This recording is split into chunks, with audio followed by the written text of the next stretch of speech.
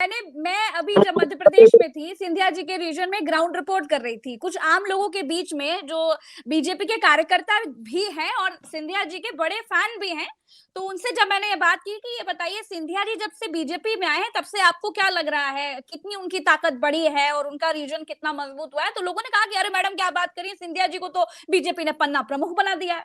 इस पर क्या कहेंगे आप? इसको मैं सिर्फ एक उदाहरण से प्रमाणित करना चाहता हूं। जब वे कांग्रेस में थे, ग्वालियर चंबल की 36 सीटों की सूची में भेजते थे एआईसीसी कांग्रेस आलाकमान को। एक दो सीटें ऐसी होती थी जो कमलनाथ या दिग्विजय सिंह के खेमे की होती थी, उनमें नाम परिवर्तन होता रहा होगा, वरना पूरी टिक होकर आती थी। अब स्थिति यह है कि इस चुनाव में ज्योतिरादित्य सिंधिया अपने खासम खास लोगों को टिकट नहीं दिला सके। मेहगांव से ओपीएस भदौरिया जो उपचुनाव में भी जीते थे, मंत्री थे, उन्हें टिकट नहीं दिला पाए। ग्वालियर में मुन्नालाल गोयल को टिकट नहीं दिला पाए। और अंतिम बात, हमें और आपको कहने की जरूरत नहीं है, जिसने आपसे कहा था उसकी भी जरूरत नहीं है।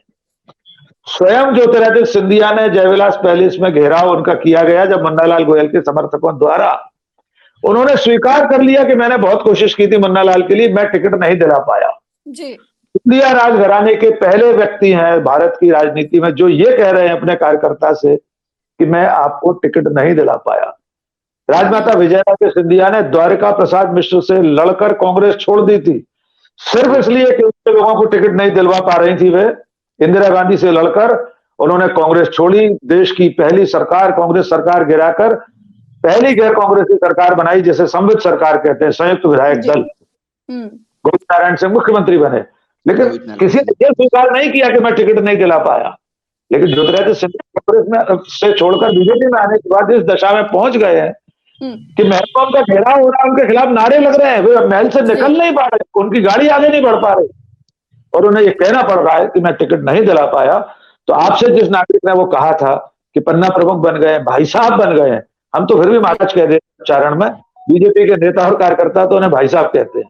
इससे अंदाजा लीजिए कि पार्टी में अब वे किस हैसियत में, उनका इकबाल कितना बुलंद है। जी प्रज्ञा जी। दुबे जी, पहली बार ऐसा है कि मध्य प्रदेश में बीजेपी की लड़ाई खुद बीजेपी से है, तो इस बार कौन सी वाली बीजेपी जीत रही है? अंदर वाली बीजेपी जो लड़ रही है या फिर बाहर वाली बीजेपी जो बाहर से लड़ रही है? प्रज्ञा जी, पहली बार मैं ये देख रहा हूं कि भारतीय जनता पार्टी सनातन की चर्चा ही नहीं कर रही है। क्या वजह है? ये पहला चुनाव है। प्रधानमंत्री मोदी जब आए थे मध्य प्रदेश तो उन्होंने पहली बार चर्चा की। सर एक सवाल आपसे है, चर्चा तो कर रही है, जनता ध्यान नहीं दे रही। हर भाषण में प्रेस कॉन्फ्रेंस में कह रहे हैं तूल नहीं पकड़ पाया मामला। हाँ ये सही। दुबे जी क्योंकि अशोक सर को जाना है, अशोक सर मुझसे बहुत पहले बोल चुके थे, मैं आपको रोकूंगी सर, बस यहीं पर पॉज रहिएगा, आप 1 मिनट के लिए पॉज रहिएगा। अशोक सर से जो मेरा सवाल है वो उनको पूछ करके ही मैं जाने दूंगी। अशोक सर, अगर बीजेपी हारती है तो किस गलती की वजह से हारेगी, और अगर कांग्रेस जीतती है तो कौन सा प्लस पॉइंट है जिसकी वजह से कांग्रेस जीतेगी? ये आखिरी सवाल है मेरा आपसे। बीजेपी के गलतियों के कारण कांग्रेस जीतेगी, ये कांग्रेस का प्लस पॉइंट है। दूसरी बात, कांग्रेस बीजेपी नहीं चाहिए थी। कांग्रेस बीजेपी की सबसे बड़ी गलती, बीजेपी ने पूरी सरकार और संगठन दिल्ली से चलाया, ये बीजेपी के लिए बहुत घातक हुआ। हिमाचल में, कर्नाटक में, छत्तीसगढ़ में और मध्य प्रदेश में बीजेपी के आला कमान को यह सोचना चाहिए, भारतवर्ष ये गुजरात नहीं है। जो आप गुजरात में करते हैं वो आप मध्य प्रदेश, छत्तीसगढ़, राजस्थान, गोवा में भी नहीं कर सकते, क्योंकि हर राज्य की तासीर है, हर का आत्मविश्वास है, हर का आत्मसम्मान है। और यहां पे सारा खेल बिगड़ गया। जी बहुत बहुत शुक्रिया। मैं माफी चाहता हूँ, बिल्कुल भागना था जल्दी।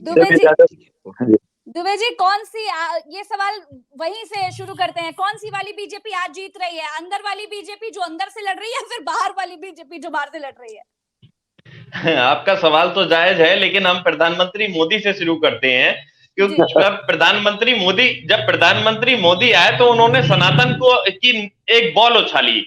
मैं बॉल ही कहूंगा, क्योंकि मामले को तूल देने की कोशिश की, मामले ने तूल नहीं पकड़ा। कोई पूरे चुनाव में सनातन की चर्चा ही नहीं हुई। वो चर्चा इसलिए नहीं हुई क्योंकि अब लोग सवाल पूछना सीख गए हैं। अब लोग पूछते हैं कि सनातन क्या है, सनातनी क्या खाते हैं, सनातनी क्या पहनते हैं, सनातनी क्या रहते, कैसे रहते हैं, आप डिस्क्राइब करके आपको बताना होगा, जनता की जिज्ञासा को शांत करना होगा।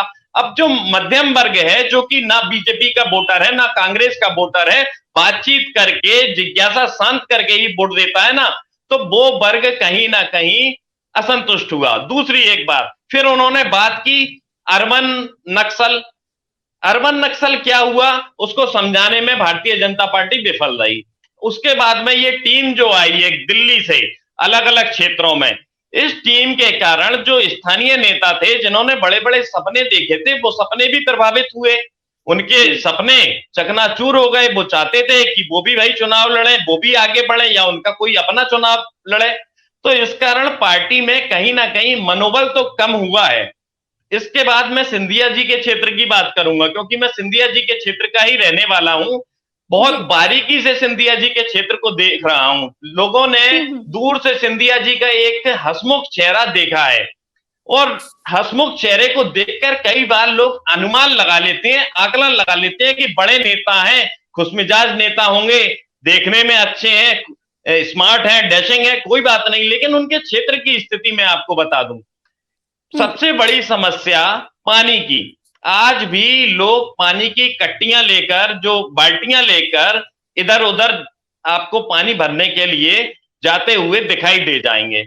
दूसरा सीवर प्रोजेक्ट, एक सीवर प्रोजेक्ट आया, उस सीवर प्रोजेक्ट के कारण पूरा शहर खोद दिया गया।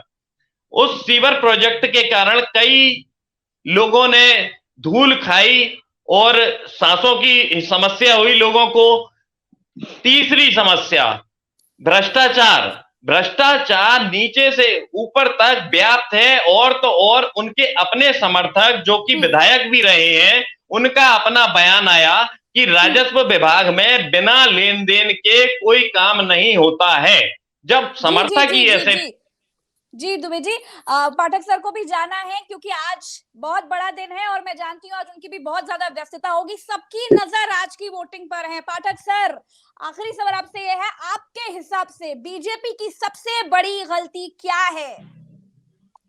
जो अशोक भाई ने कहा था वही मैं दोहराऊंगा। बीजेपी की सबसे बड़ी गलती अपने प्रादेशिक नेतृत्व पर भरोसा न करना।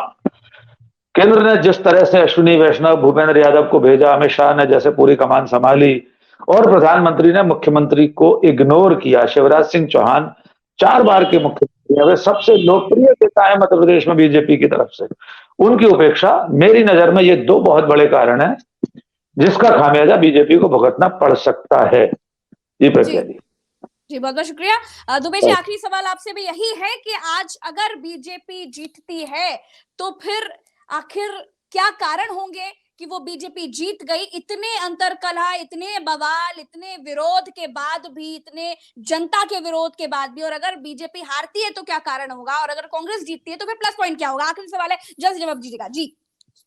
देखिए, देश में कई सारी तस्वीरें पिछले दिनों सामने आई हैं। जब वोटर वोट देने जाता है तो कोई भरोसा नहीं कि उसके सामने मणिपुर की तस्वीर आ जाए और उसकी उंगली कहीं और चली जाए। जब वोटर वोट देने जाता है पता नहीं उसे उसके दिमाग में कौन सी समस्या आ जाए। और जो लाडली बहनों की बार बार बात की जा रही है, इसके पीछे 2 कारण है। लाडली बहनों से मैं बहुत ज्यादा प्रभावित नहीं कि लाडली बहना का वोट मिलेगा, क्योंकि सामान्य वर्ग में अगर वैश्य समाज की बात करें, ब्राह्मण समाज की बात करें या फिर क्षत्रिय समाज की बात करें, लाडली बहनों की संख्या बेहद कम है। और अगर हम दूसरे समाजों की बात करें जहां लाडली बहनाओं की संख्या है, वहां बहुजन वोटर भी है, तो वो लाडली बहना बहुजन बहना भी बन सकती है, इसमें कोई बड़ी बात नहीं। इसलिए मैं सहमत नहीं कि लाडली बहना फैक्टर काम करेगा। दूसरी बात कि दूज पर अधिकांश महिलाएं टीका करने के लिए या त्योहार मनाने के लिए मायके जाती हैं, तो इतनी जल्दी मायके से वापस आना, वो भी तब जब चुनाव का दौर है, साधन आवाजाही के नहीं है। मध्य प्रदेश में तो रोडवेज जैसा कोई बसों का आवागमन का साधन भी नहीं है, तो बहुत मुश्किल लगता है। लाडली बहना का वोट मुझे जरूर लगता है कि प्रभावित होगा, और इसके अलावा हम उम्मीद कर सकते हैं कि कुछ बेहतर ही होगा। वोटर अपना निर्णय सुनाएंगे, बेहतर निर्णय सुनाएंगे। चलिए, लोग घर से निकल चुके हैं अपने मन की सरकार चुनने के लिए। आज लोग अपना फैसला मतपेटी में डाल देंगे और बहुत जल्द रिजल्ट भी आ जाएगा। हम आपको आज पल पल की अपडेट देते रहेंगे। इसके लिए आपको करना सिर्फ यह है कि चैनल को सब्सक्राइब करना है और इस वीडियो को ज्यादा से ज्यादा शेयर करना है। जुड़े रहिए हमारे साथ। नमस्कार।